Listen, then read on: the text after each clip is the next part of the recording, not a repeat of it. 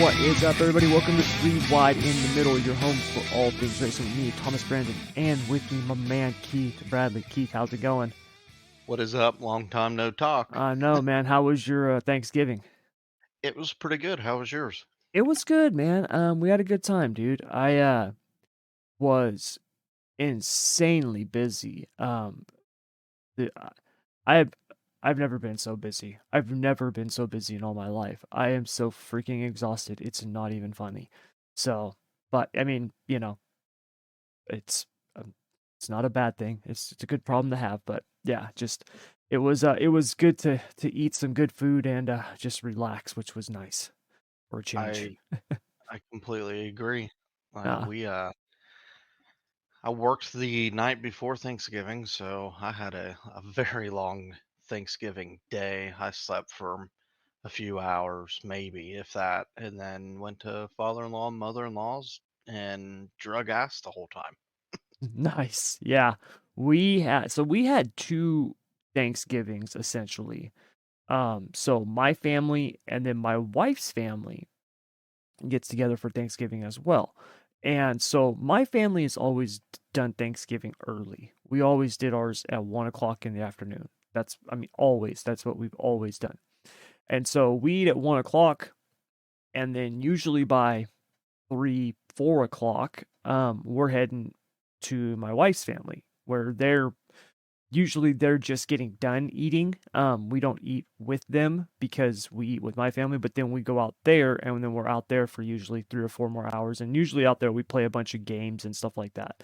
So we played Loteria, which is like a version of almost like a version of bingo. It's like Mexican bingo, I guess you would call it.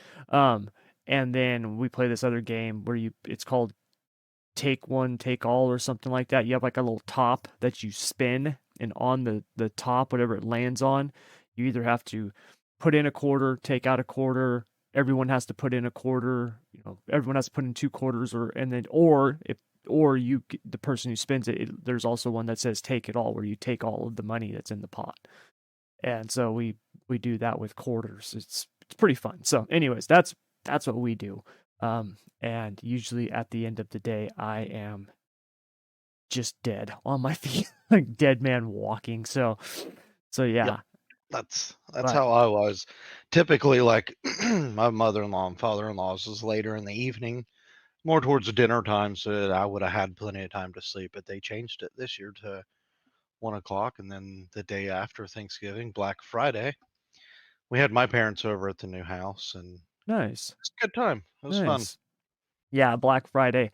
Um, I think Black Friday is kind of a joke now. Black The Friday, most, it starts on the first day of November. There is no Black yeah, Friday no, anymore. it's Yeah, the most overrated holiday if you want to classify it as a yeah, holiday. or shopping day now. I mean, Yeah, everything that I've seen is, Black Friday is still going on. Cyber Monday is still going on. You can still find those deals out there, and they're called Black Friday deals. Like, they're still yep, out there.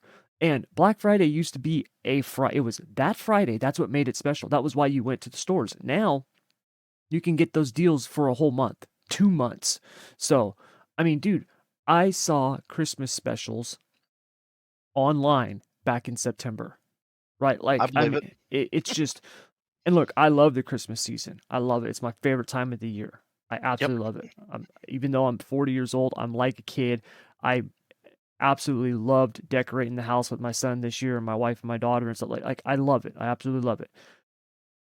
But the shopping stuff has gotten freaking ridiculous. It's so stupid. Yeah, like I don't see the enjoyment that everybody gets in Black Friday anymore when you can go on Amazon and get Mm-hmm. the same deal Yep. 2 months beforehand, Yep. which is fine by me. I mean, I don't care either way. I got a really good deal Black Friday shopping on Amazon on some cameras for outside the house, and I mean, Yep. I'm not gonna complain, but uh, probably the most overrated holiday if you wanna Yep. classify it. I mean, hell, I get holiday pay for it at work, so Yeah. That's that's insane. the only thing I look forward to on Black Friday. That's insane. I did not know they gave holiday. That's awesome. I mean, yeah, Congratulations. I'm You not are gonna winning in complain l about it. yeah, you're winning in life if you're getting holiday pay for Black Friday. That's awesome. But I So mean, you could probably even speak for this. I remember Black Friday was a you were lucky to get in some lines at some stores. Like I remember as a kid going Black Friday shopping, getting ready the night of Thanksgiving oh, yeah. at our local Walmart, and then it was just a free for all for Yeah, everything. yeah, they would that was like, Walmart would actually close, right? Target would close, like, all the stores would close. They would actually And then close, and they would lock the front doors and stuff like that, and then they would start setting up for Black Friday. And I remember as a kid, my mom going to bed and getting up early for Black Friday, and I mean, like, 3:30 in the morning, she would get up yeah, and go shopping with my aunt and her friend, stuff like that, like, there'd be a couple of them, 3 or 4 of them, and they would go to these stores, and they would wait in line, and my mom would tell stories about people fighting over toys and just chaos. She always tells this one story. When I was a kid, for Christmas, I wanted, like, the little Ninja Turtle figurines. I loved Ninja Turtles when I was a kid. And she tells the story about going shopping on Black Friday and just having to, go through this bin trying to find these damn Ninja Turtles. And it was just like chaos, just madness. And I remember, a few years ago, probably 5, 6 years ago now, taking my wife Black Friday shopping. I sat in the car with my son. I'm like, I'm not going in there. That's stupid. But I remember it started, we saw this big push where Black Friday would start early. It would start after Thanksgiving, right? 8 o'clock Thursday night, Black Friday starts, right?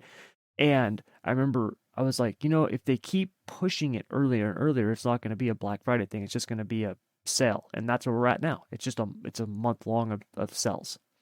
So yeah, yep. it's one of those things I just don't partake in. I will spend extra money just to not deal with Black Friday crowds. But we don't even really have them anymore, I guess. I mean, you don't see the stories like you used to see. I mean, So it definitely ain't as prominent as it used to be because of the online shopping has yeah, grown. yep, definitely. So but anyways, we've got a bunch of stuff to cover here on the racing front. If you've never seen, for those of you who might be watching the video recording of this, if you've never seen Pissed Off Tommy, you're going to see him today, because we've got some stuff that I I can't handle stupidity. I can't handle um, moronic talk, and you'll understand what I mean by that later as we get into the podcast. People who just espouse moronic statements without any sense of thought behind it just because they're taking a position. I can't stand that. I cannot stand that. It's like you idiots out there who play this, the politics, right, on either side. You don't care what the other side has to say just because they're on the opposite of you. They're wrong, right? And this goes for both sides. I'm not picking a side here. This goes for both sides. People who I can't stand that because you can't have any type of talk or debate with them in a constructive manner. And we're seeing this now with in some of the sprint car world, the dirt racing world, where you've got idiots coming out just talking nonsense without any thought of what they're actually talking about. So we're going to get into that in hit or miss. But before we do that, I have another subject I'm pissed off about, and it's NASCAR, because NASCAR is literally becoming the stubborn jackass that is just not going to do it because they said so. And I'm getting so sick and tired of it. It is starting to really piss me off. So, what am I talking about? Well, as you guys know, NASCAR season's it's over, okay? And Ryan Blaney won the championship at Phoenix. And a few weeks later, the teams, right, a bunch of them, not all of them, but a handful of teams, went all the way back out to Phoenix to do some testing. Now, NASCAR was doing this because they need to fix the short track package on these cars. This is obvious, okay? We've talked about this literally at nauseum. Like it's been a subject of conversation every single short track and road course race. These cars were built to work on the short tracks and the road courses, and they don't. Well, I shouldn't say they don't. The problem is they work so well, the racing sucks, okay? It's horrible racing. you've got these cars that are now phenomenal on the speedways, the mile and a half tracks. The racing is incredible. You get these things on a short track, the racing sucks. It's horrible. And there's a lot of reasons for this, okay? Well, at least NASCAR says there's a lot of reasons for this. And so they went to fix these problems, to test these issues. First of all, the first thing that pisses me off is if you haul the teams across the country a few weeks after they were just there, folks, they didn't go to Florida, okay? They went to fucking Phoenix, Arizona. That is literally across the United States for them, okay? It's literally across the United States. If you're going to have teams do that, don't start scratching stuff off the test list. Don't just start, well, we can't do this now, or we can't do this because it's going to take too long, or this is going to. And that's what they started doing. They were going to start trying to figure out the transactional and the shifting. Well, if they just took that off the list, we can't do that. It's going to take the team too long to figure it out. Yeah, we're not going to do that. Well, then why'd you bring them out there? Like, what are we doing? And give a better reason than that. Okay? Because this is the thing that's pissing fans off, at least fans like myself and the people that I know and that I'm talking to. I don't care if change doesn't happen. This is the thing that I want you to understand, because I'm going to come across as somebody who's just mad that they're not changing things. That's not the case. I'm not mad that they're not changing things. I am mad that they refuse to fucking try them in the first place. That's what pisses me off. Okay? When you sit there and folks, I am not a racing engineer.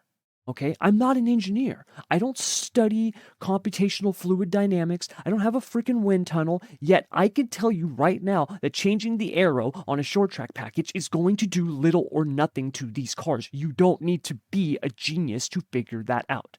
Folks, they go 55, 60 miles per hour at Martinsville. What is the aero going to do? That is the same as the jackass who runs the huge wing on the back of his Honda Civic at the drag strip. That does nothing, okay? It does nothing. So what are we doing? Why are we messing with aero on a short track package? That's so, you want to tell me, oh, well, this is for Dover or this is for Bristol? Fine, they fly there. Phoenix, Martinsville, New Hampshire, that does nothing. It does nothing. So why are we wasting our time? Not only that, when you pull aero off the cars, what you are doing is you are reducing the grip. Folks, let me explain how grip works on a tire. Once again, you don't have to be an engineer to know this. The more downforce you have, the more the tire will grip up. This is why teams focus so much on downforce. It's why we saw the evolution of NASCAR like we did back in the day in the early 2000s, right? If you guys all remember when it first started happening, that was the big joke around NASCAR, right? With the whole, 3 5s and a 7, 3 5s and a 2, which is basically it was a coil bind spring setup where they ran basically 3 springs on the right front, left rear. And usually it would be 3 500-pound springs and then a 700 on the right rear. There was also one that they called the 3 5s and a 2, which was 3 500s and a 200-pound spring. Okay. And all that did was it coil bound the car to where it basically, they could get it as low as possible dynamically to the tracks. They could maximize downforce. Once that started, everything changed. Everything changed. And when you increase the downforce, that increases the grip of the tire. When you increase the grip of the tire, that increases the heat of the tire. Heat is what we need for the tires to fucking wear. You have a tire right now that is almost as hard as granite, and you're taking downforce away from it, which is going to do nothing but increase the wear on it in terms of the life of the tire. You got people out there running 150 laps at a track like Martinsville on tires, and they're not slowing down. That's insane. That's not NASCAR racing. This is what NASCAR is. I'm so tired of it. Or you need horsepower. It's really simple. You need horsepower and you need to reduce the contact patch of the tire. You don't need to be an engineer to figure this out. It is so simple. It is so simple. And I am so sick and tired of hearing about new manufacturers. You show me the manufacturer that says they're going to come to NASCAR if the horsepower stays this. It's not happening. I don't want to hear about it. We got new manufacturers showing up in Formula One. They're building 1,000 horsepower engines that are primarily, the new engine deal in 2026, those cars are going to be more electric than freaking gas. They're not even running gas anymore. They're running biofuel. The amount of money that it takes to develop an F1 engine is insane. Insane. One engine costs more than $10 million when you look at it on an R&D and a build perspective.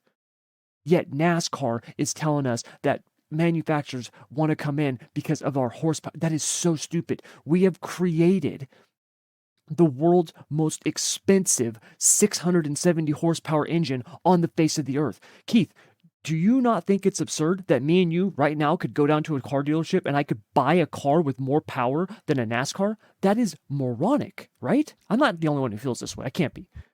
No, absolutely not. Like it Stupid. drives me nuts. It drives me nuts that the Xfinity cars have more fucking horsepower than a Cup car. Your It's highest absurd. level of American motorsports does not even have as much horsepower as an Xfinity car. Yes, it's And we absurd. wonder why Xfinity racing is so much more fun to watch than Cup racing.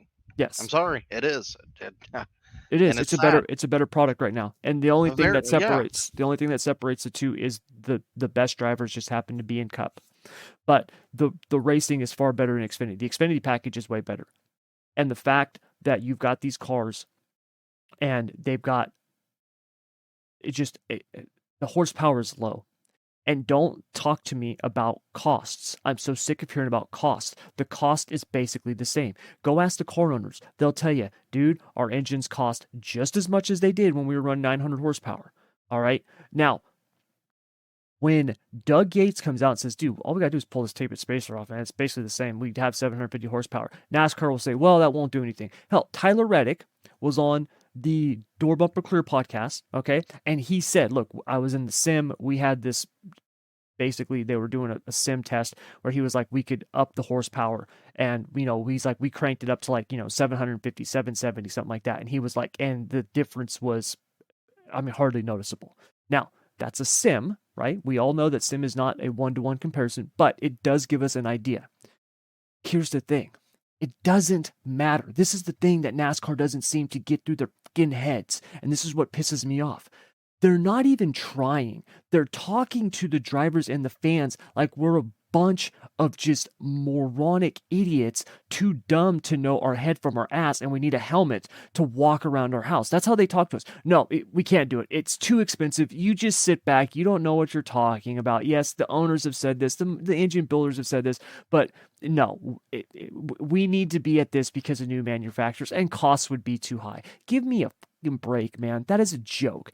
The reason why costs are as high as they are right now is when you take a product like NASCAR and you put it in a box that is so tight that you are not looking for 10 horsepower. You're looking for a half a horsepower. You're looking for 1 horsepower. When your margins are that narrow, it costs a ton of money to develop that. A ton of money to develop that last little bit.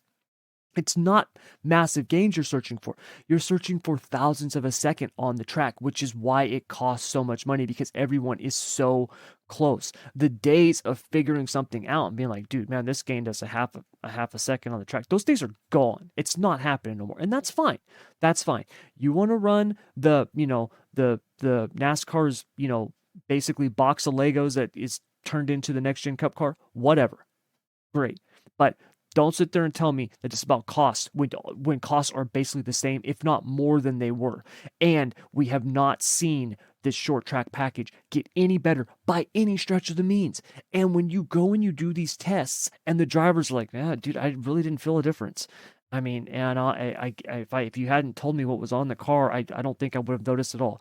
That is horrific. And when almost every single driver to a man and motor builders, even car owners are saying, dude, we need more horsepower. And NASCAR just sits there and treats them like they're nothing but a bunch of immature little children sitting at the kiddie table. Like, no, you don't know best. We do. We got this. That's when you see people like me get pissed off because it's not the fact of whether or not we have more horsepower. It's the fact that they aren't even trying. They're not trying. And because they're not trying, they are killing what made NASCAR great. What made NASCAR great is you had ordinary men driving extraordinary machines doing incredible feats. And that is going away. And it's sad to see because they had a chance.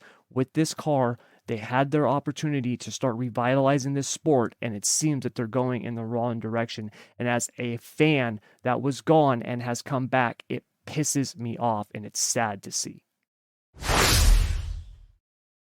All right, Keith, moving on from the NASCAR stuff. I had to get that off my chest because I'm just it infuriates me like to no end. Like I said, they're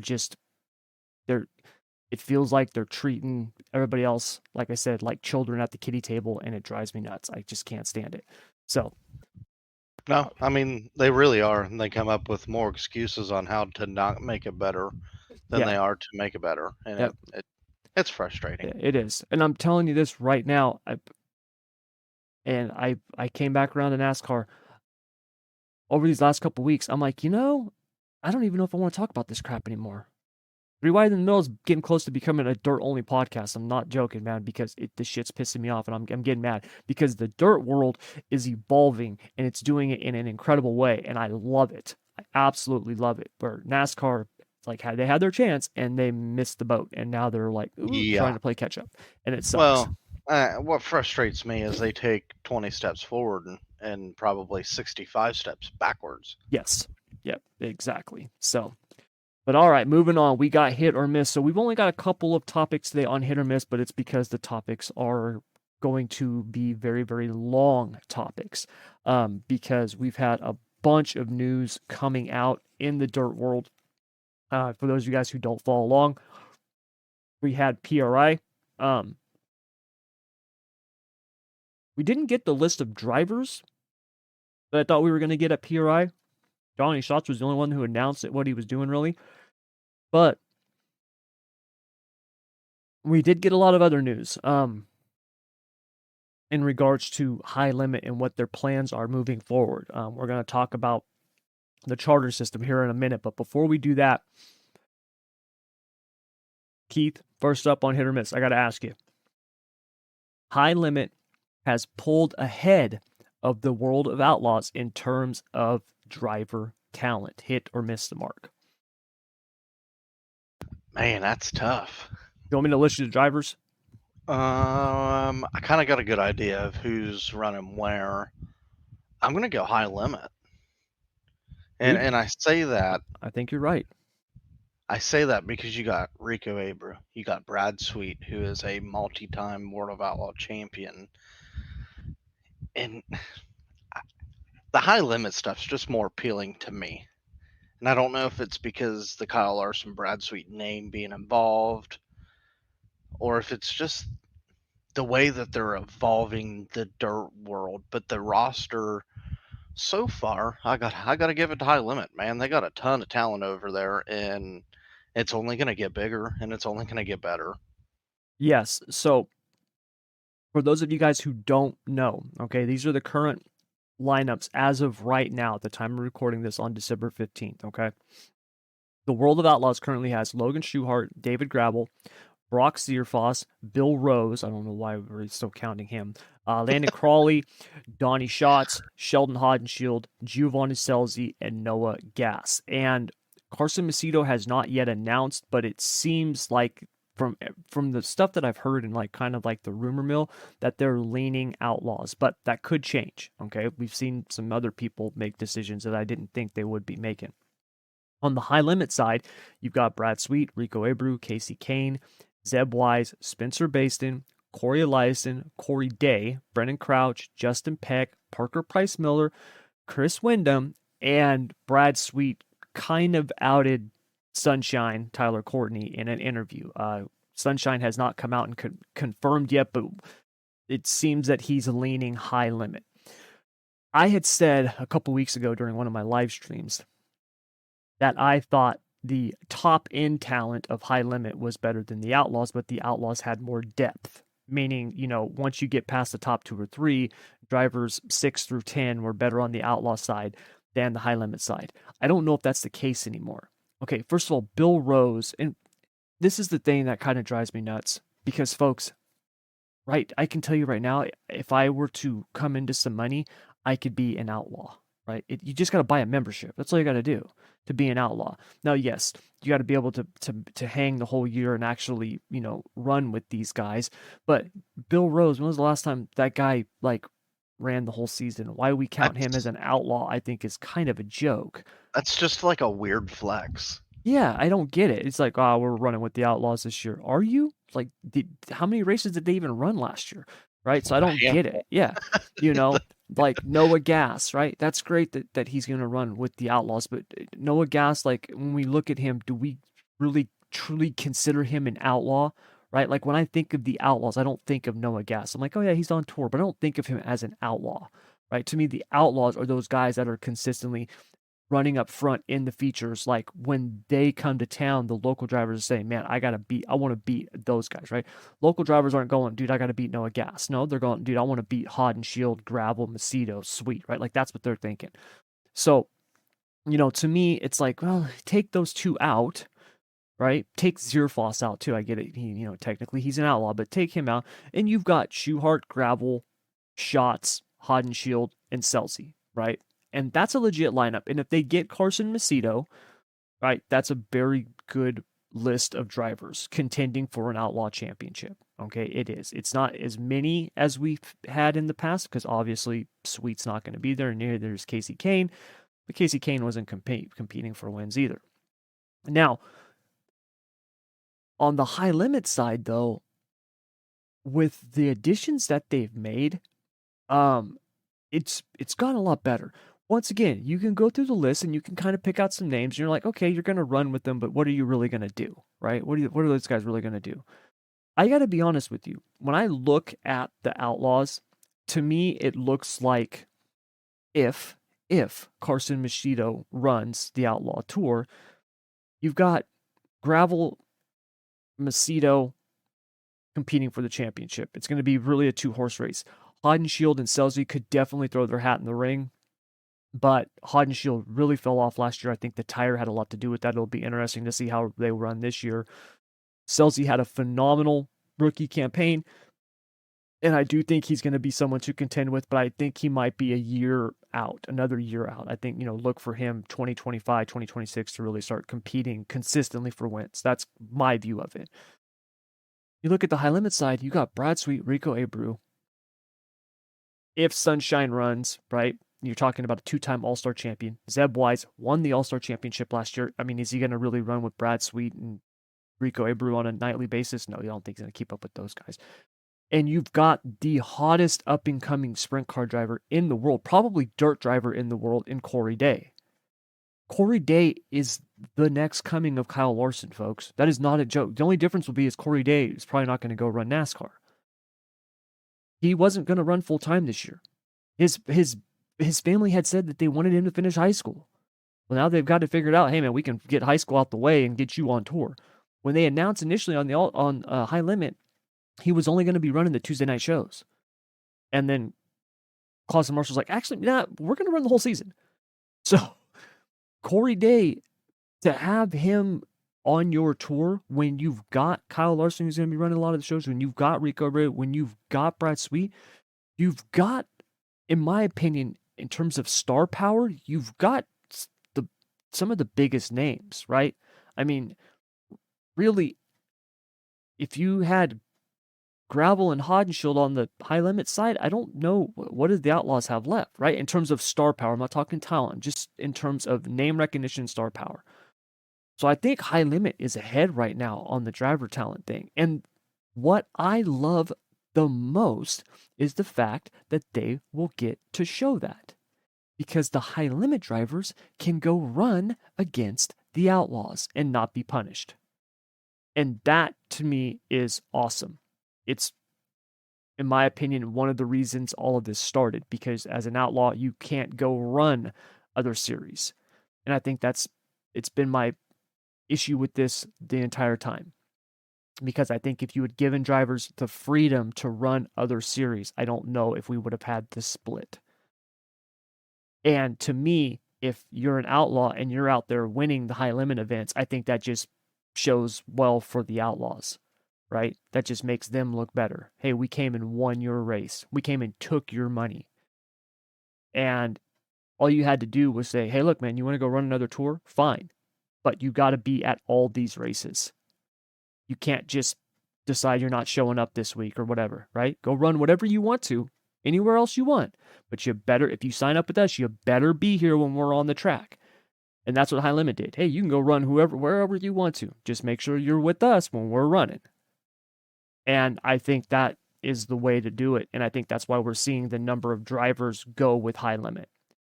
And when you look at the money and the reduced number of races, now obviously there's a reason for that because those High Limit drivers, Brad Sweet, Kyle Larson, they're not dumb.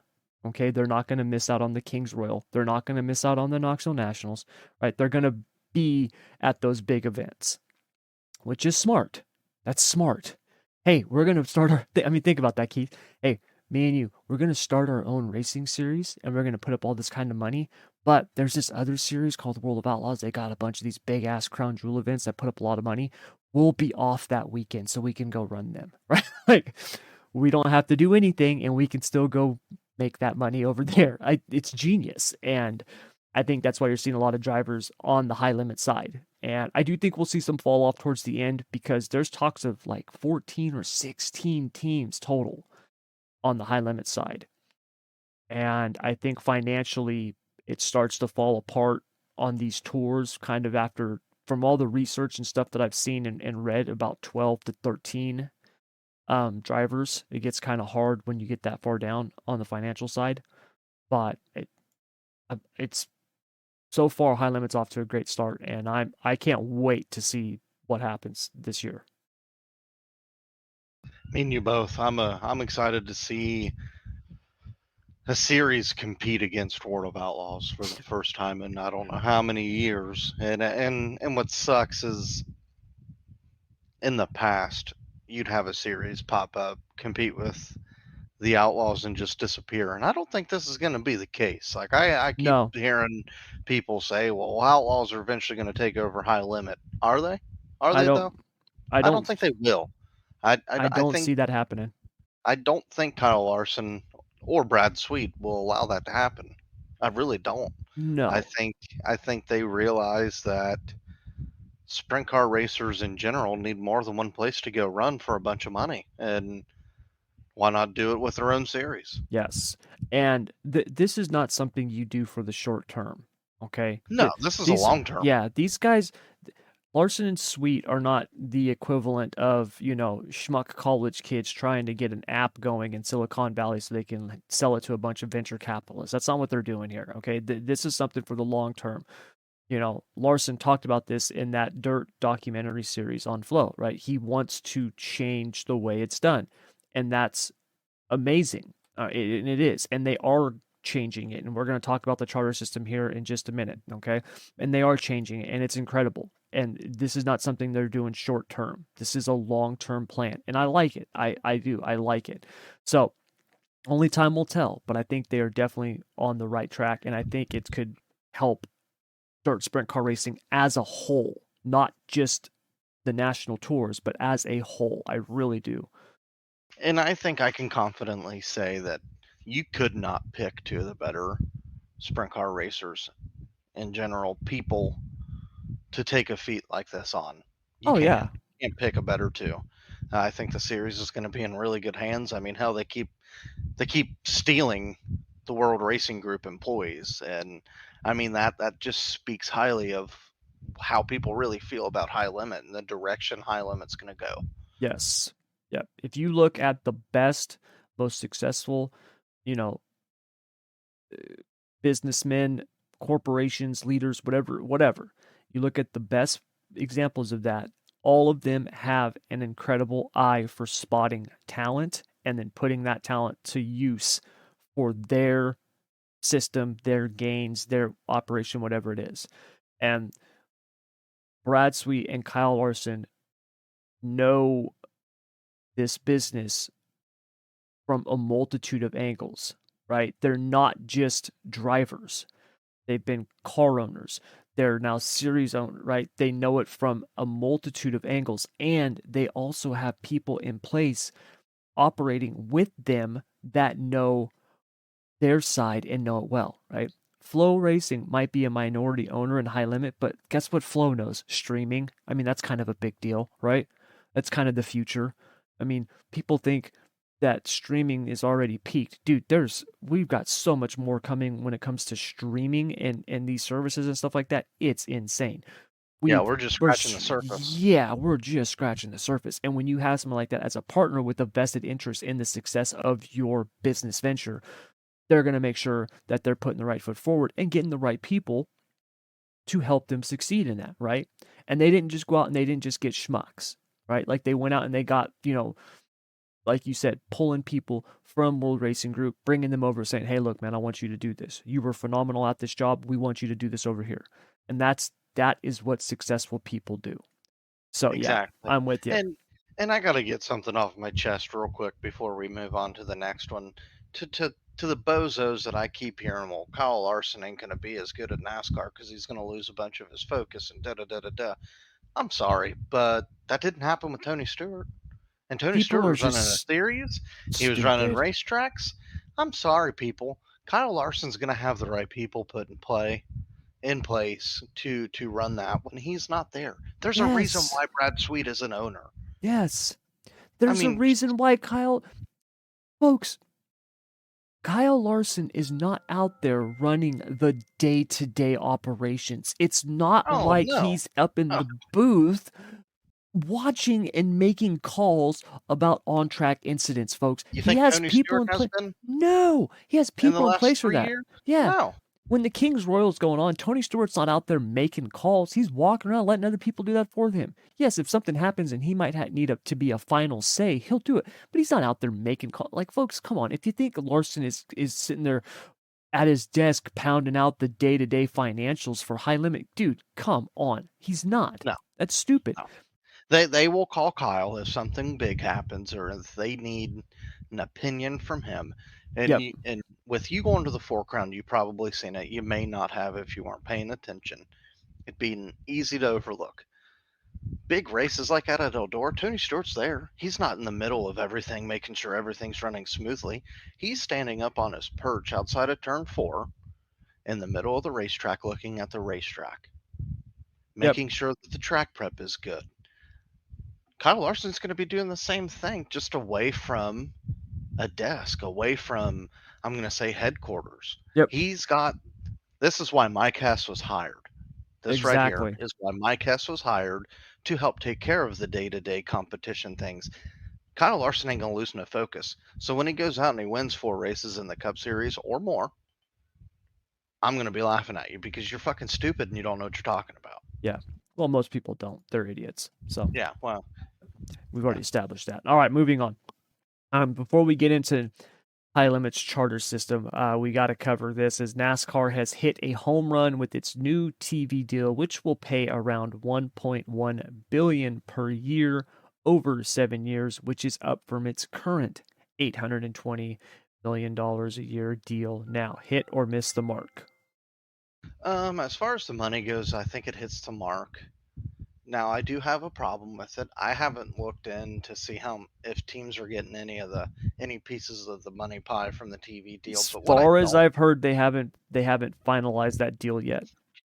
what I don't fucking like, and I don't think I'll be the only one with this rant, is how many apps and how many TV channels are American, not even American people, just NASCAR fans in general, gonna have to either A, watch the race, if you like watching practicing, or qualifying. This is my whole issue with it because I know CW's taken over what Xfinity. Some of the Cup races are going to be on it. What if people don't have them TV packages? Well, Now not you only got to that, spend where do you even money. find them? I Exactly, don't even know how to sign exactly. up for the CW. Like I no, don't know how me to either. find. I don't know how to sign up I for it. did. No I didn't clue. know the CW was a sports channel. Honestly, I thought it I was just a regular TV channel. I honestly didn't know that the CW was still operating. I didn't know it Yeah, existed anymore. I remember the CW when I was in high school. It played you know, stupid TV shows, like TV shows. Yeah, like it had like nightly TV shows or something like that. Like that's what I remember from the CW. reruns of Roxanne or Roseanne or whatever the hell Yeah, it yeah, was. Like, Supernatural, right? Like stuff like that. Like that's what was on the CW. I I like don't know. I didn't even know it was still going. I didn't know that. I'm I'm all for them getting the max amount of money as they possibly can for TV deals. I'm cool with it. Yes. But why the fuck do we gotta go away from one part of the season's on Fox, the other half is on TNT or NBC or ESPN? Why do we got to jump to 14 different apps? Why do we got to go to different, like Peacock during the NBC? Most people don't have Peacock. Like, I get it. Yeah, you can pay $5 and subscribe to it, but how many people truly know that? You think Yep. my grandpa, an old NASCAR fan, has the means or the technology to do all this? No, absolutely not. He's gonna tell you, and I'm gonna be completely honest. He's gonna, well, that's fucking stupid. That's exactly what he would say about this. But therefore, I'm all for people getting money. I'm partially hit on it, but I'm partially miss on it. Yes. So to give you guys an idea of what this looks like, because it's not so you've got the CW and that's the Xfinity side of things. Okay. We'll just kind of move that off to the side. Let's look at just the Cup Series, okay? Because that's what this big deal is, right? The Xfinity stuff is already kind of in place, and that's what adds to this number. If you add the money from the CW, this is where you get up to 7.7 billion over the course of the next 7 years. So if you look at it, what we've got we've got in 2025, okay, this is how it's going to work. Fox Sports will carry the opening 14 races of the NASCAR Cup season each year, including the Daytona 500. Okay. Now, one thing you got to understand about Fox Sports, this is not the main race is going to be on Fox. Okay. You've got Fox and then you've got FS1. All right. There's only a couple of races that are going to be on the main Fox channel. The rest of them is going to be on FX1. After that 14 race stint, Amazon Prime is going to come in and they will exclusively stream 5 events. You've got 14, and then the next 5 is going to be Amazon Prime, exclusively on Amazon Prime. Now, pretty much everybody has got Amazon Prime. I mean, like the vast majority of people have got Amazon Prime. I've got Amazon Prime, right? Like my parents do. I don't know of there's very few people I know that don't have Amazon Prime, but they are still out there, okay? After Amazon Prime, then you're going to be moving over to TNT Sports. TNT Sports will take over as the broadcasting partner for 5 more events. Those 5 races will simulcast on TNT and the BR Sports tier Mac streaming service, which I don't even know what the hell that is, but moving on. Then NBC Sports will come in and they will carry the final 14 races of the season. Okay. So that is what we've got. All right. Now, the NASCAR Xfinity Series will be exclusively aired on the CW, and then Fox Sports will retain the broadcast rights for the NASCAR Craftsman Truck Series for 2025 and beyond.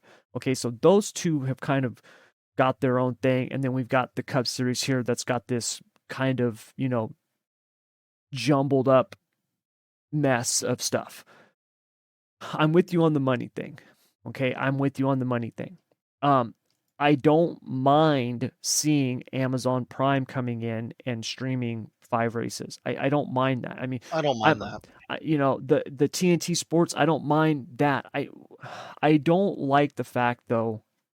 I do have an issue with the fact that it's bouncing from one service to another. That just kind of drives me nuts. Um just because the more you open it up to more broadcast partners, the more you're opening up to different broadcast teams, different announcers, right? We've seen not everybody is good in the booth, right? Not everybody's good on track. And NASCAR right now is having a bit of an identity crisis, and I think this is adding to it. I understand the money. I'm all for the money. I get that. And it's huge. Okay? But NASCAR is not a stick and ball sport. And this seems like NASCAR is trying to follow the NFL. They're trying to do what NBA does or something like that. It just doesn't feel I don't know. It just doesn't feel like NASCAR to me. Like I like it, but then in the same sense I don't. I'm gonna be open minded about it, but I've also got reservations about it, right? Like I'm really conflicted on this because I miss the days of knowing where the freaking race was, knowing where practice. I mean, we hardly don't have practice anymore, but knowing where qualifying was, we hardly, that stuff hardly gets seen anymore, and it's sad. But I'm with you, man. I like it for the money. I hope this helps the sport in a lot of ways, but in the same sense, NASCAR better get their shit together in terms of getting at least race clips or highlights or something to those people who don't have those services and finding a way to funnel people to them because there are people out there, believe it or not, who don't have Amazon Prime, who don't have the CW, right? And I said this before during the season that I found it absolutely absurd and ridiculous that I could put together a better highlight clip at my home office than NASCAR's doing right now. It's ridiculous. Like, get on your shit, NASCAR. That's stupid. I should not be watching a 720p video, at 24 FPS on YouTube, right? Like you watch an F1 race that it's 2K, it's 50 FPS, the smoothness, the clarity, it's insane. It's beautiful. You watch NASCAR and you're like, dude, is this from 5 years ago? What am I watching here? Right? Like, get on it. And if you're going to be moving these races to all these different properties, you better have a way to increase your discoverability to not only those who are not NASCAR fans, but to those who are NASCAR fans and might not be able to find the freaking race. Because that is going to be a thing. There is a difference between a diehard fan and a veteran fan. Those are two different things. Just because you're old and like NASCAR does not mean you are a diehard fan that will find it wherever it is. That means you're a veteran fan. And if you're like some of the older people that I know, you can't operate that streaming shit. It drives you nuts. So that's my concern with it. So yeah, I'm with you, Keith, on the money. I think it's great. I'm hoping that it's not as jumbled up as it seems. I'm hoping it'll be a smooth transition and they'll be able to handle and manage that. From my understanding, the broadcast stuff is going to be NASCAR. It's just going to be carried here and stuff like that. So it sounds like there might be some more consistency. But like I said, until I see it, I can't judge it. So yeah, we'll just have to see what happens. So, anyways, all right, moving on. We're done talking about NASCAR. Moving on. Speaking of increased money, revenue split, all that other good stuff, let's dive into the high limit charter system. So, first things first, because Keith, you said you I just you I've haven't. been I haven't read into it. I've been working a bunch of overtime, so I haven't had the chance to sit down to see exactly what all it entails. But Yes. from what I've heard, it seems like it'll be beneficial. I think so too. And But if you want to explain, so that way everybody kind of knows, yeah, no, but definitely. and then I can give a better opinion on it. Yeah. So let me, for those of you who don't fully understand it, okay, essentially what's going on is high limit is going to be invoking a charter system. Okay. The charter system, for those of you who are NASCAR fans, is similar to NASCAR, but it's not the same. Hold on, let me get my glasses on for this.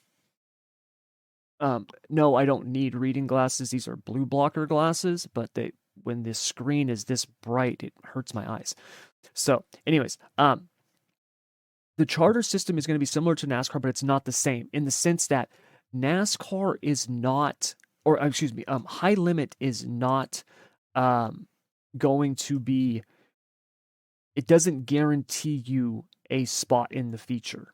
Okay, so if you have a high limit charter, you're not guaranteed your place. Okay, you're not guaranteed your spot in the A main. Now, I imagine high limit will have some form of provisional and stuff like that.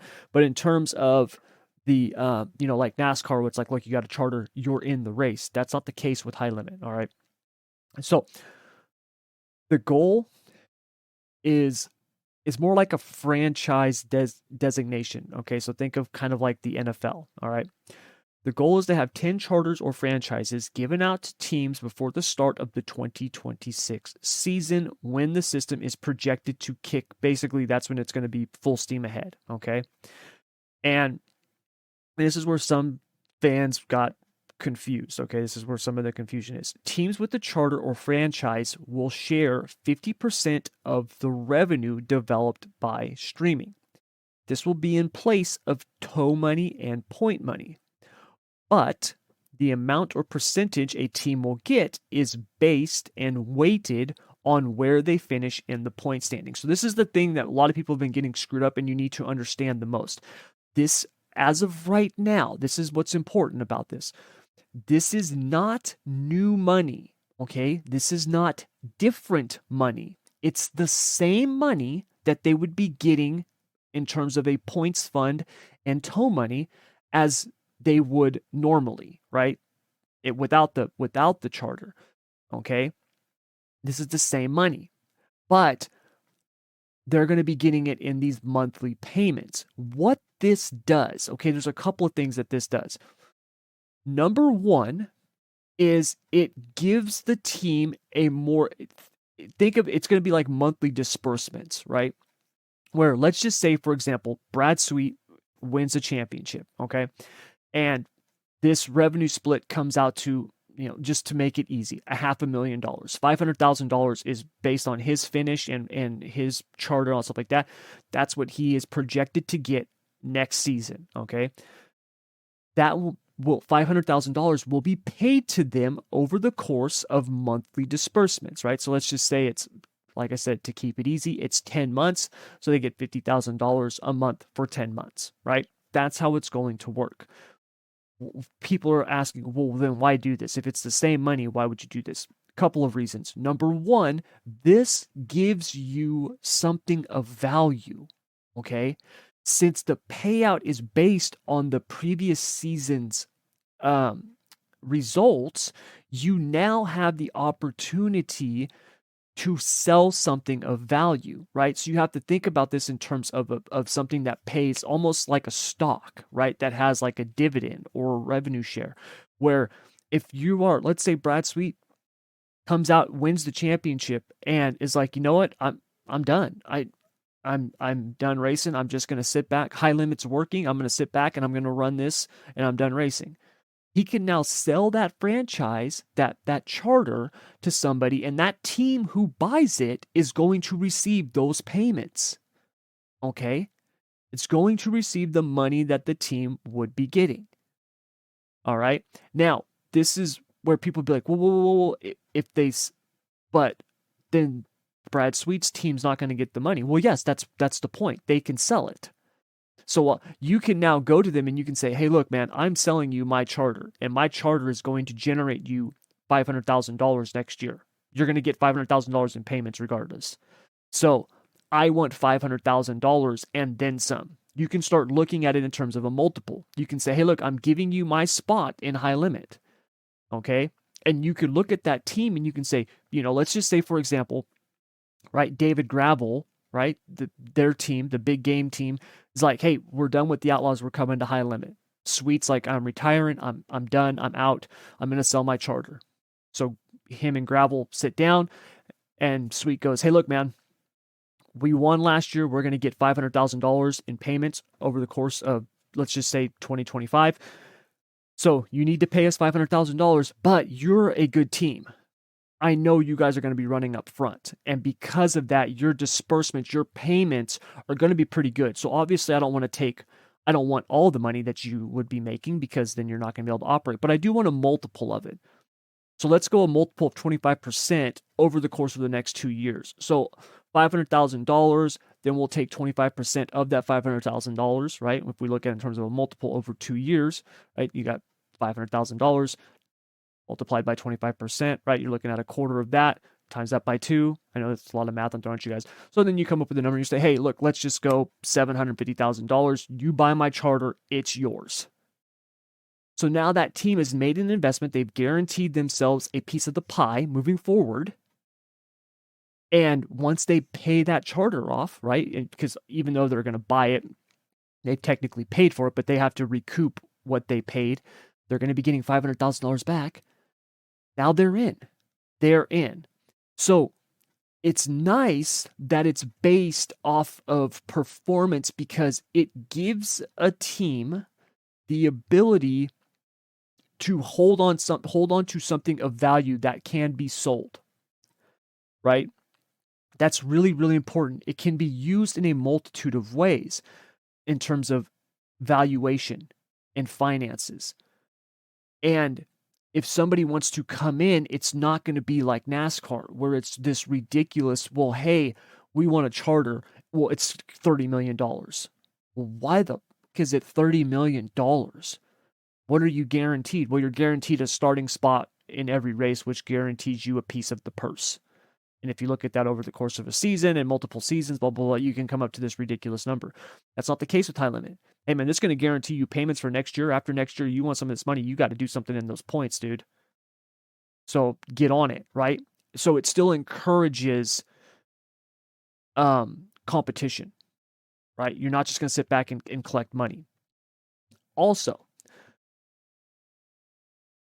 the biggest thing about this, okay? Sweet says that they don't want to dilute the 10 charters, which is smart, okay? And this still keeps it open to teams that don't have a charter, which is important. It's important because if you want to go run with high limit, you can still get points fund. You can still get tow money. You're just not getting what those charter teams are getting. So the option for people to go run with the high limit tour is still there. It's still there. Okay? That opportunity is still there. So, now if we look at this like the NFL teams, right? If we look at this in terms of NFL, they share $125 billion in rights fees and television packages. High limit, obviously, that's not what they're operating on. But if you break that down based on the teams, it's just under $4 billion a year for each team. Okay. Not $4 billion a year, for each a year. It's $4 billion over the course of the deal, right? For each team. But although high limit's not operating with that type of size, the same principle applies. I think dirt racing, especially 410 winged sprint car racing, I think it's going to explode even more than it is right now. I really do. What we talked about earlier with NASCAR, I think NASCAR is dying and sprint car racing is exploding because sprint car racing is what NASCAR used to be. It's ordinary men in extraordinary machines doing incredible things. The racing is on the edge, exciting.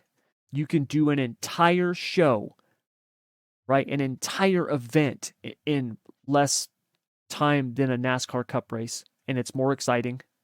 You can watch multiple series in one night compared to a Cup race, and it's more exciting. The drivers are much more accessible than NASCAR Cup drivers, right? You got Joey Logano talking about how Cup fans are spoiled. That is the most ignorant, asinine statement I have heard in a very long time. Joey Logano, you are a jackass. The fans are not spoiled. There is a huge difference between access, being able to go into the pits, and actually having access to that driver.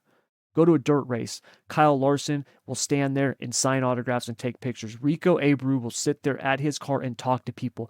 I have seen drivers on the World of Outlaws tour. There is videos out there of random people getting tours of Sheldon Haudenschild's complete hauler and talking to him for 45 minutes, right? Drivers do that a lot, right? I mean, maybe not take kids on tours and stuff, but I mean, in terms of accessibility, talking, conversating, right? When we went to the Four Crown, our or the guys I went there with, I wasn't at the track at that time, but the guys I was there with, they went and talked to Robert Ballou. They went and talked to Jack Hewitt, right? You're talking about one of the icons of dirt racing, right? A man synonymous with the Four Crown, and they got to meet him and get an autograph from him and shake his hand. You're not doing that at cup races. You're not. You're not. You can't just go to a booth and meet freaking Richard Petty. It's not happening. And if it is happening, it's only for those people who are like, somehow tied to STP, right? Or some kind of sponsorship deal. So the idea that this revenue could grow exponentially for these charter teams is there. And it gives these teams even more incentive to not only improve things for themselves, but the sport. Getting Rico Abreu is huge in terms of driver talent. He's a star. Rico Abreu is also huge on social media. He has a huge following. This makes someone like Tanner Holmes, love him or hate him, the kid's got an incredible following on social media and people like him. He's one of the nicest kids you'll ever meet. He literally like kills you with kindness. It's almost, if you actually talk to the kid in real life, you're like, dude, I'm kind of an ass for not liking this guy. Like he's that nice, dude. So, but you have people who have that kind of presence, right? Timez says he wants to do more wing sprint car racing. The dude starts winning, man. Having someone like him on the high limit series, that's a big deal because it doesn't just raise the profile of the on track product, it raises the profile of that entire series. And that's what streaming partners want. Live sports is the last game in town for legitimate ad revenue. It is. There, in terms of appointment viewing, there's nothing else out there besides live sports. The days of having to sit down on your couch Wednesday night at 7:30 p.m. to watch your favorite show it's dead. It's gone.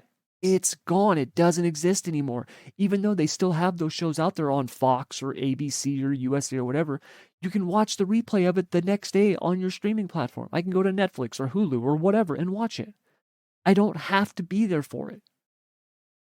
And with live sports, even though I can watch the replay of it, most people try to see it live. It's the last game in town. So when you look at it from an advertising standpoint, this is why the NFL makes so much money, because it is the last thing on earth that people are like, dude, Sunday morning, I am on my couch watching that game. They will sit through those commercials. And I think sprint car racing has an opportunity to grow at a clip we haven't seen in a very long time. I think sprint car racing and dirt late model racing, I really do. I think dirt racing is about to see a massive boom. And it should, because it's incredible. It's incredible. And unfortunately, NASCAR is dropping the ball. And I think they're going to pick up the pieces and run with it. So that's, I know that's a very, very long rant, but did I explain that charter system to you there, Keith, in a way? Yep. Okay. Yep.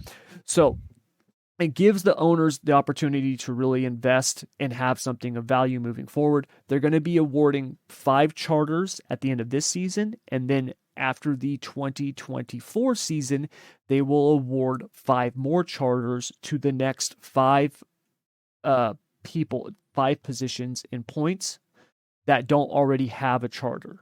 Okay. After 2025, going into 2026, it's going to be increasingly more difficult to get a charter. Sweet had said that essentially High Limit reserves the right to issue, I think, 2 other charters at their discretion. I almost want to call that the Paul Silva rule, because if Larson's not running full time and Paul Silva is his car owner, how is Silva going to get a charter? And I don't see them having a series that's going to screw over their own car owner. So I almost think that that's in place for Paul Silva. I could be wrong about that. That's just my theory. It's pure speculation, okay? But it does give them the opportunity to issue a charter to somebody if they want. And that's where the whole not wanting to dilute the product comes in, because that's smart, right? If you've got somebody who's an up and comer, you don't want it to be like, well, hey man, sorry, we've only got these 10 spots and you're a phenomenal driver, right? Let's say Corey Day he's not coming this year, he's coming in 3 years, right? Do you want to keep Corey Day out, right? If he's got let's say Jason Myers, his current car owner on the West Coast out here is like, hey, we're going to go high limit racing. And do you think they're going to go to Jason Myers and be like, yeah, dude, we don't have a charter for you. Sorry, man. You're going to have to go buy one from someone else, right? Like they want to be able to bring someone like that in, which is smart. And limit capping themselves will make sure that it's not something that, like he said, dilutes the other 10 teams. So I like the idea. I think it's a great idea. It's different. Like I said, as of now, it's the same money being paid in a different way. It's not the death of dirt sprint car racing as we know it. To those people out there who are saying this, you are an idiot. Stop talking. You're a moron. Okay? First of all, if you don't like the high limit method, go run with the Outlaws. It's really simple. It's really simple. You've got another national tour who's putting up just about the same amount of money, right? Go run with them. You don't have to run with high limit. And high limit said they still have points fund. They still have tow money for those teams who don't have a charter. So I like it. I think it's incredible.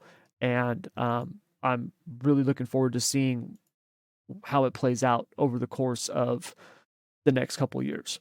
How about you? I love it. I think it's going to be great for sprint car racing. I mean, it gives you somewhat of a return of your investment into the sport, investing into your investment, basically. Mm-hmm. Um, Dude, I'm with you. I'm with you with everything you just said. I think dirt racing has been in the up and up since Kyle Larson's suspension in NASCAR. Um, it just took off from there, and I think it's going to end up being bigger, if not one of the biggest motorsports in the United States, at least. Um, and dude, NASCAR's fumbling the ball big time, and I think dirt racing's about to have a ton of firepower. Yes. Yes, it is. Because dirt racing has ties to its roots that will never be changed. So what do I mean by that? Let's take a just head-to-head comparison here of NASCAR in terms of some of the grassroots stuff, right? It used to be in NASCAR, build the car in your own shop, right? You and a couple of guys, you needed a pit crew for pit stops, right? But you and your homeboys could literally get together and go run a NASCAR race, right? Ricky Rudd tells the story about seeing a bumper sticker that said, if you want to race, Daytona's the place. He put together a car and went and ran the Daytona 500. Those days are gone. You can't do that. And that's fine. But NASCAR has moved so far away from its grassroots that the fans, that hardcore fan who loved that about NASCAR, you don't have it anymore. Like I've said numerous times already in this episode, right? It was ordinary men doing ordinary men in extraordinary machines doing incredible things. You have that in sprint. You have that in sprint car. You have that in dirt racing, right? You still have that in dirt racing. Another thing, NASCARs have become these like engineered marvels, which is fine. It's okay. But the days of someone like me, right, being able to just go to the track and tune a car, you don't have that in NASCAR no more, right? The days of Jake Elder sitting his ass on a spring, bouncing up and down, going, put this in the right front, those days are gone. Right? Everything is so engineered. You got these engineers, they're running simulation and doing all this stuff, and then they're showing up to the track, and the setups on these cars are so temperamental that one round in the shock, right, in the spring perch, can be the difference between a good car and a horrible car. That's not the case on dirt. That's not the case on dirt racing. You'll never engineer a sprint car. You'll never be able to engineer a sprint car at the track because the track is ever changing. It changes way too much. You could go to Eldora, right, in May and then go back to Eldora in August and have two completely different tracks. They might race similar, right? Oh, it's up on the wall. Well, Eldora usually is, but it be completely different. We would go to Silver Dollar Speedway. It's a quarter-mile high-banked clay oval here in California, right? 45 minutes where I'm at. I could go there one week and I could have a setup on my car that was basically, the track is heavy as hell, right? I mean, I got the left side tied down. I got the right side stiffened up just to get the damn thing in the corner. You know what I mean? My right rear's moved out freaking 18 and a half inches, right? Got a 3 or 4 off on the right rear. Got the left rear sucked all the way in. And then the next week at the exact same track, and it hasn't rained or anything, right? Nothing's changed. Now I've got a setup on my car because the track is a freaking ice rink. It's so black and so slick. You're like, dude, what the hell happened? That's never going away in dirt racing. Where in NASCAR, right? That's not a thing. You got these guys on laptops looking at data and shit. So there's another tie to that grassroots. You've got the drivers, although I call them ordinary men, when they're in the car, they're freaking Superman. These are 900 horsepower. There's nothing natural about a sprint car, right? There's nothing natural about a midget or a dirt late model. They're incredible machines, right? You hit the throttle, those things. I mean, you can see the car flex up and wing over. And, right, if it's a non wing car, it's picking the front wheels up off the ground. The midget, it wants to flip over at all points on the track. Even when it's going straight, it's like, dude, is that thing going to tip? You know what I mean? Like, how are they going to sell that off into the corner? Late models are all hiked up on, left rear's in the sky, the right front's pinned to the ground. There's nothing normal about those. It's incredible. And the runs happen so fast and the racing is so intense that you could see someone like a Kyle Larson, right, go from 16th to first at the Hangtown 100. When are you going to see that in a NASCAR Cup race and it be that exciting, right? Never. Oh, caution, we got a stage break. You know what I mean? So to me, dirt racing is really on the rise. And what this charter system does is it gives these teams the opportunity to start making money in a different way. If this really picks up and you've got Flow Racing right there with you, what happens if Flow says, hey, Fox Sports, just as an example, how about you simulcast our races? Right? Don't got to do all of them. Maybe just a dozen of the biggest ones. What would that be worth to you? Even if it's only, they're like $10 million. That's $10 million now coming into the sport that, guess what? Those charter teams are going to have an opportunity to grab a share of it. Yep. And so that's huge. And I'm sorry, those guys, Brad Sweet and Kyle Larson, ain't going to be stingy with it. No, they're 50%.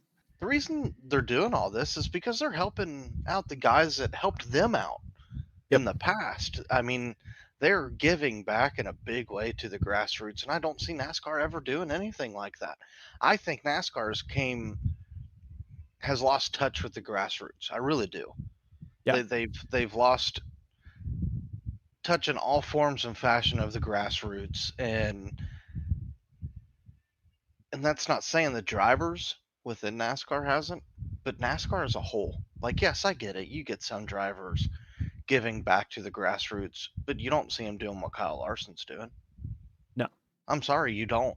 Like, I get it. Dale Jr. and Kevin Harvick, Cars Tour, they're not NASCAR anymore. That don't count. I don't count that. No. And when you get these NASCAR team owners telling their drivers, well, you can't go run dirt, even though that's what you've done your entire life. You're not allowed to. I think that is asinine. Yeah. Racing's dangerous. Stupid. I don't care what you're in. It's dangerous. Yeah. I mean, it just so happens that this past year we've had fatal accidents and more sprint car driver injuries. Yeah. Yep. And look, Alex Bowman, I get it. Yeah, I from mean, his he's standpoint, cutting back. he's like, look, man, I'm cutting back on the sprint car racing. I want to focus on the cup car.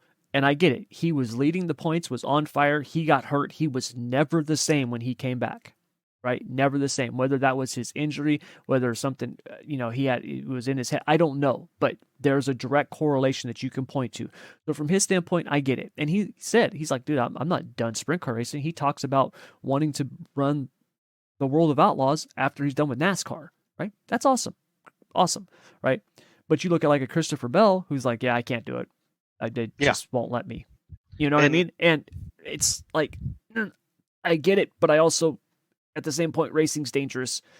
And right now, I think it would actually help NASCAR more to have these guys running on the dirt side because I think they're losing fans and it's their product is well, I mean, we spent the first 25 minutes of the show today talking about how frustrating it is. well, So, and I foresee it getting worse. And not to get on another fucking rant, but yeah. NASCAR just built a production building for $53 million with TV booths in it. Do you think they're going to start doing live events from that building?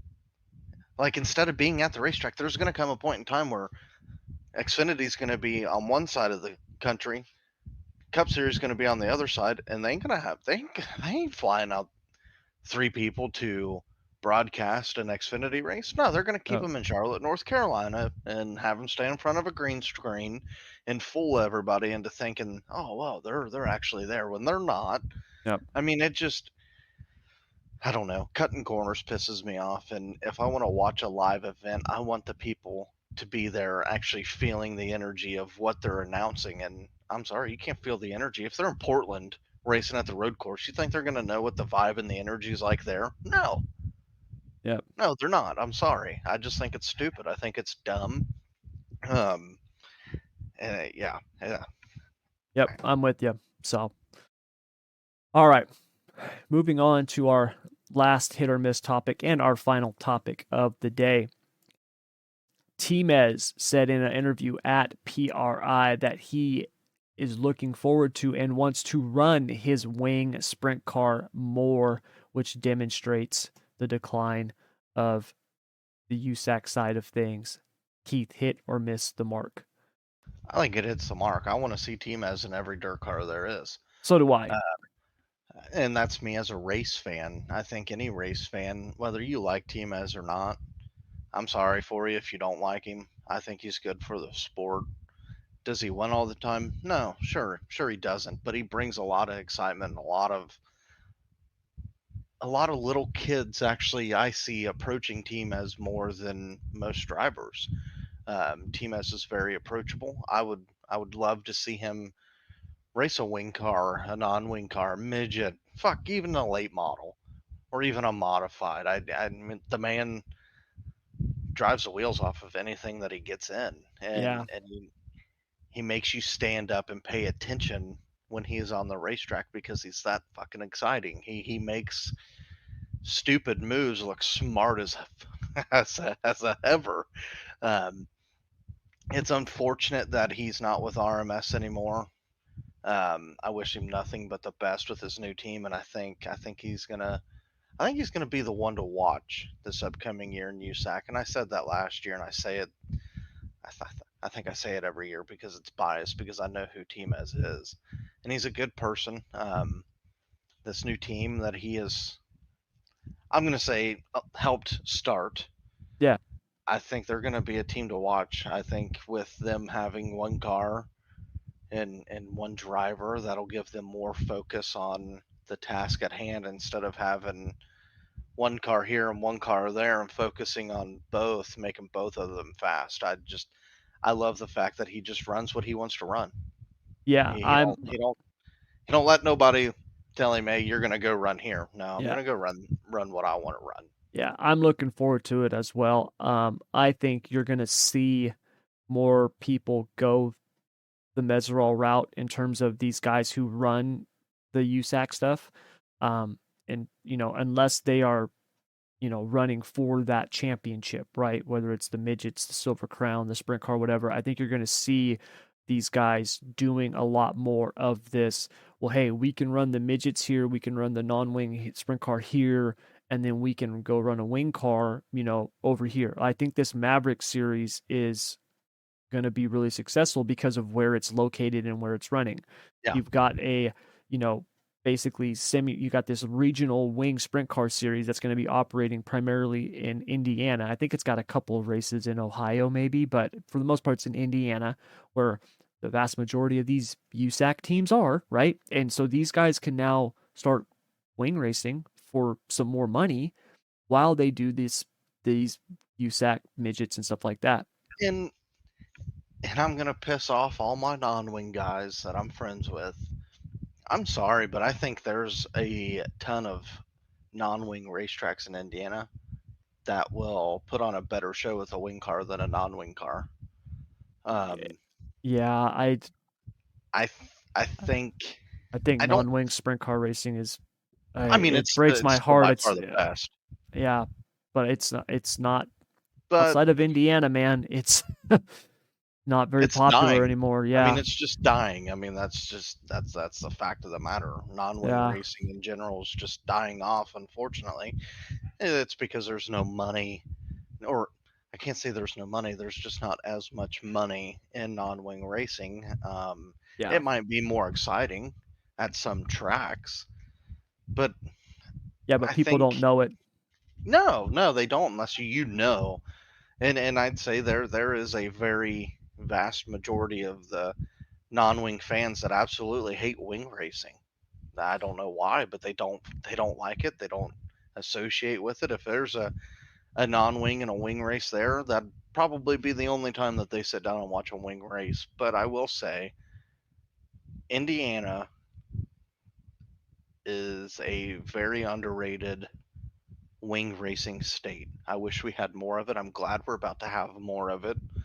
Um, and it hurts me to say that because I've been a non-wing guy my entire life. I, Yeah. as long as I've been around dirt racing, I've been a non-wing sprint car fan. And unfortunately, non-wing sprint cars are dying, but the midgets are, I guess, somewhat taking off, especially with the World Racing Group. Um, I mean, I think we're going to eventually see more guys go wing racing just because of the money. I mean, hell, Emerson Axum, he Yeah. just announced a couple days ago or a week or so ago that he's going wing racing full time. He's leaving USAC, so Yep. I think So, we're going to see more follow suit. And I I pat Timez on the back for just racing everything in general. He runs a true outlaw schedule, yep, he does. He does. and So, he can yeah, race a wing car. He can drive the wheels off of a wing car. he can. He's done well in them. So, yeah. Hold on one sec, Keith.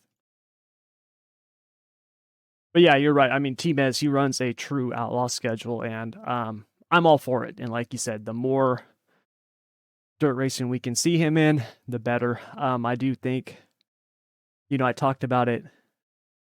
I think it was one of the pods where you didn't make it, where I talked about the um high limit and World of Outlaws, how it could be, where are they going to get the drivers from? And I said that, USAC could be an area that they start plucking drivers from.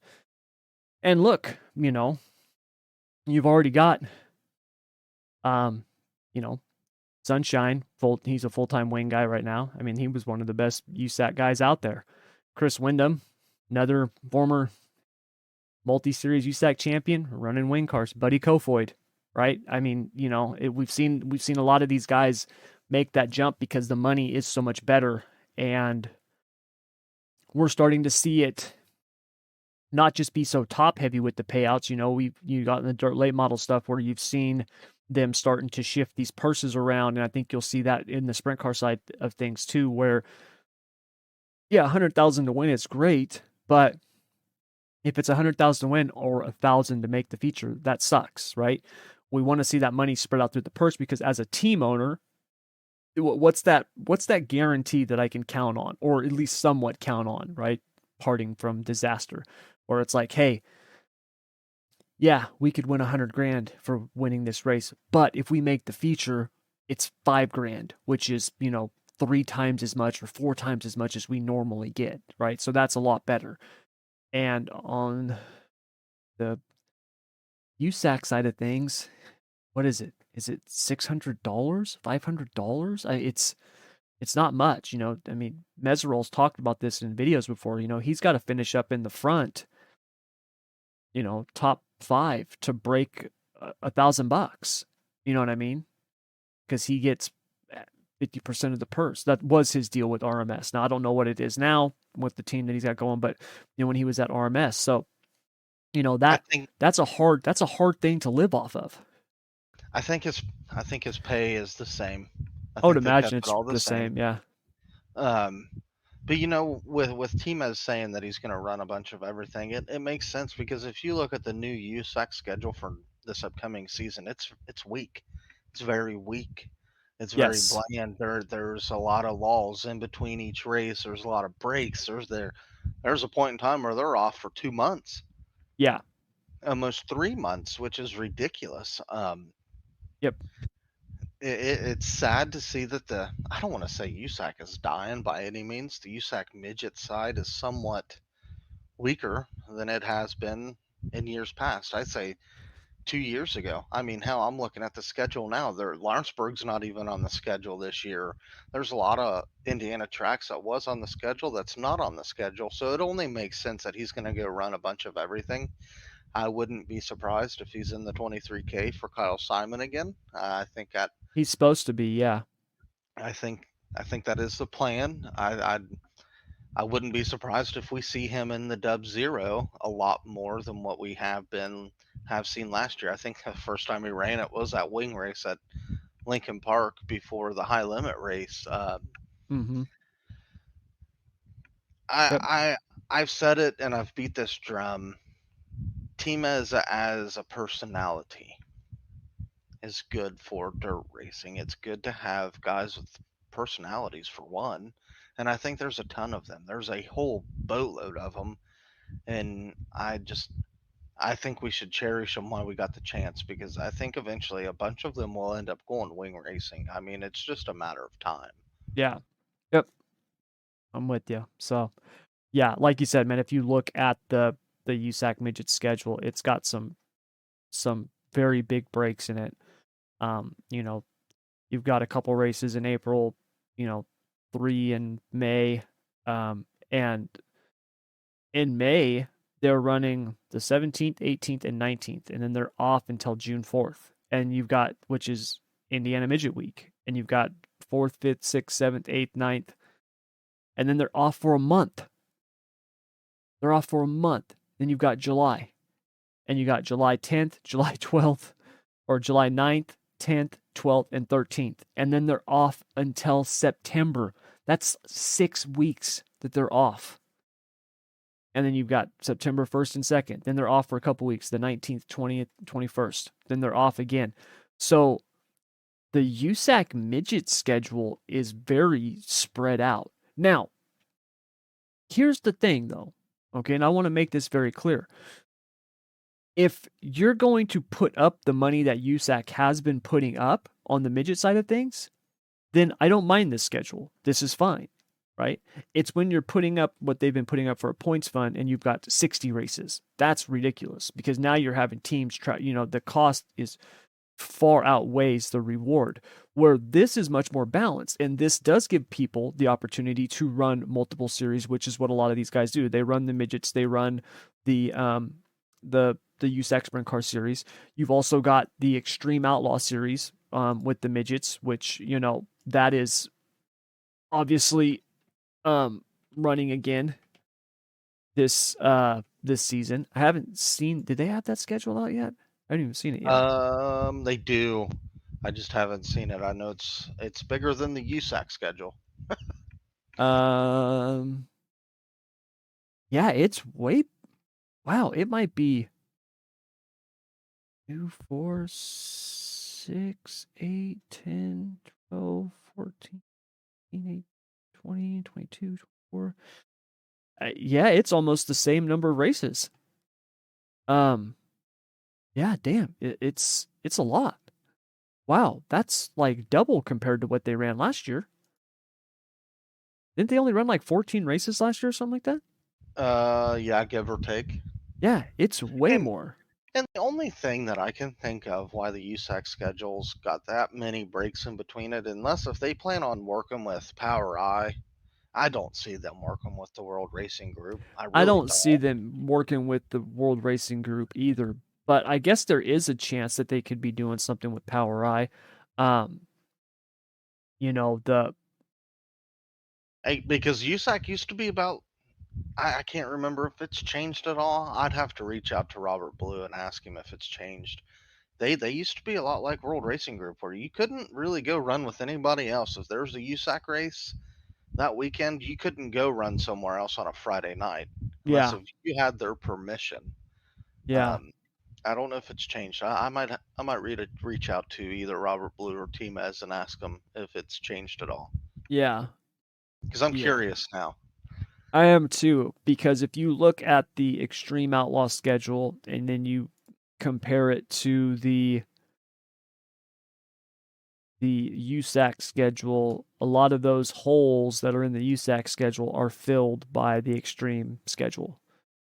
You know, March, you've got 2 Extreme Outlaw shows. In April, those 2 shows, the 5th and 6th, well, you got 5th, 6th, 11th, 12th, and 13th in April.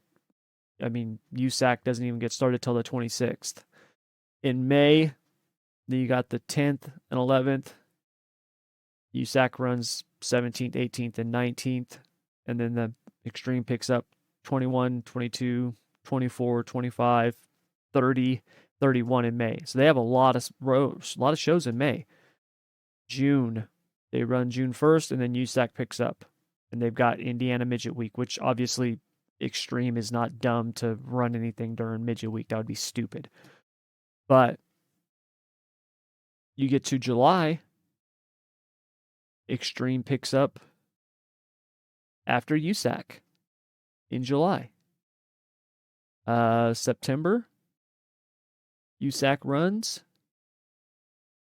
and Extreme is off. August, USAC is off, Extreme runs. Extreme runs the 2nd, the 3rd, the 7th, the 8th, the 9th, and the 10th. And they're going to be running the Extreme Midgets at the Ironman 55, which is awesome, you know, that I when think they it's do those great. shows, yeah. And then the Extreme season, you got a couple of nights in September, 13th, 14th, and 15th.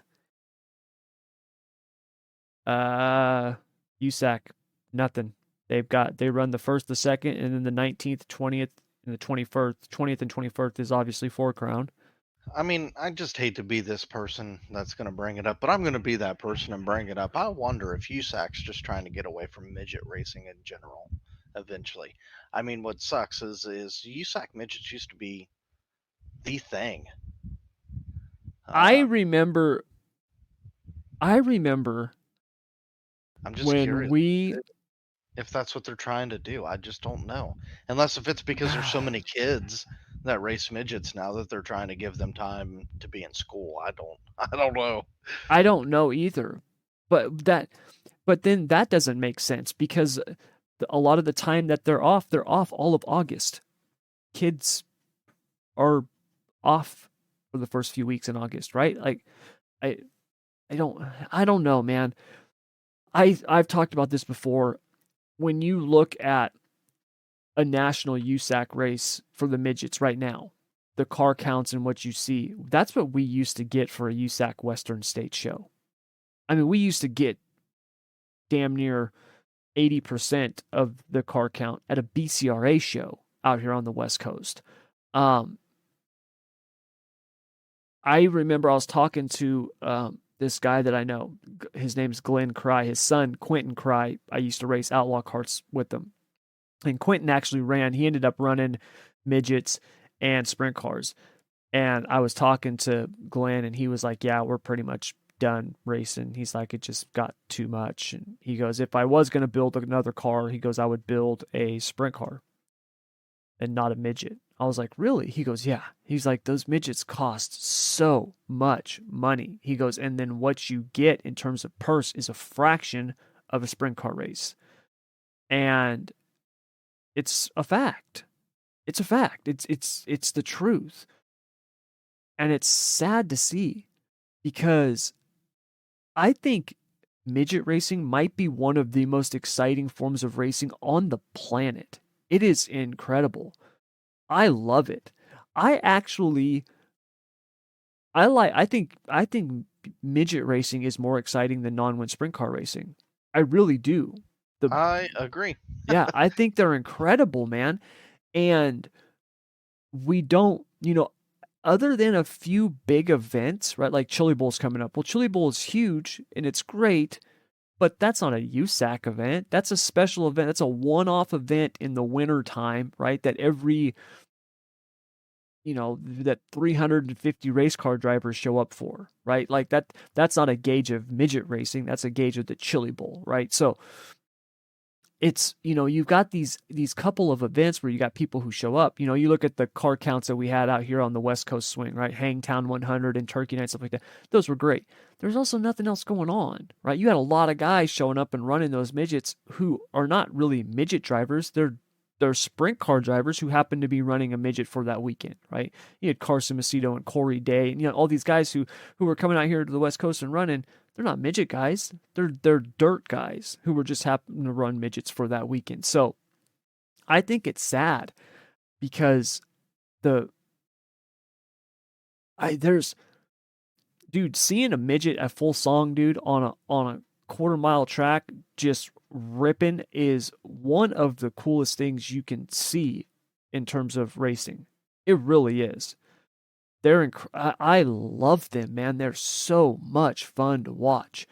And they just don't get the love that they used to. And I think a big reason for that is money. I think the cost of them has become insane, and what they get in return is not as good. I think that's a two that's a double-edged sword there, where part of the reason why they don't have the money that they, in terms of purse and stuff like that, is you don't get as many people showing up for them, which is sad. You look at when we went to Four Crown, and Eldora was pretty full, but I mean, you look at King's Royal and it's not even close. King's Royal, it's sold out, it's packed, right? Four Crown, it was, you know, 75% of that, which is a big difference when you talk about Eldora. So I don't know, man. It breaks my heart because that's what I cut my teeth on midgets. You know what I mean? That was the first dirt car, other than an outlaw cart, that I started Yeah. working on and learning about, and I love them. And they've all but died out here in California. You know, they're it's sad. There's very very little midget racing out here. They just it's just a bummer, man. It's just a bummer. So, well, we'll see what happens, but yeah, I mean, see, they don't even have a schedule for 2024 for the Western States midgets. I don't know if that comes out later or if they're just not. I don't know. I don't Yeah, even they know. don't have one out for Power Eye either. So Yeah, so I don't know, but yeah, definitely going to be an interesting year of racing. But anyways, you guys, that's going to do it all for this episode. Now, before we go, a couple things. We will be gone until 2024. So we will be off the next couple of weeks. We will be back. Hold on, I got to check my calendar real quick because I got to see when it is.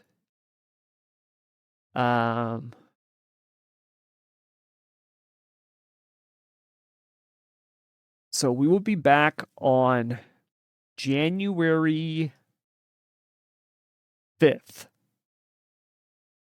That will be our big Chili Bowl breakdown.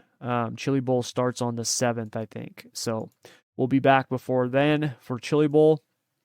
I know we got Gateway Nationals and stuff going on right now. and we'll talk a little bit about some of the indoor stuff, but Chili Bowl, I mean, that's the it's not big one. changed much. Yeah. So, we'll be back for that, and then after our Chili Bowl show, we will basically do a Chili Bowl recap, and then we'll be off until the season picks back up.